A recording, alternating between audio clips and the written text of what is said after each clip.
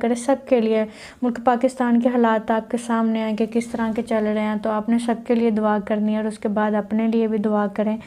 और फिर उसके बाद जो चीज़ आती है वो ये है कि आपने अपनी नींद को जो है वो अच्छा करना है, यानी 8-9 घंटे की नींद जो है वो आपने अपनी किसी भी हालत में जो पूरी करनी है। अगर आपको बेचैनी होती है, आपकी टांगों में बेचैनी होती है, आपके पाँव में बेचैनी होती है, आपको नींद नहीं आती है, तो उसके लिए भी आप जो है अल्लाह ताला का जो सिफ़ाती नाम है, या रहमान हूँ या रहीम हूँ, इसका विर्द करें। और उसके बाद या सलाम हूँ जो है, या सलाम हूँ का विर्द करते रहें उठते बैठते, तो इंशाल्लाह इससे भी काफ़ी अफाका मिलेगा।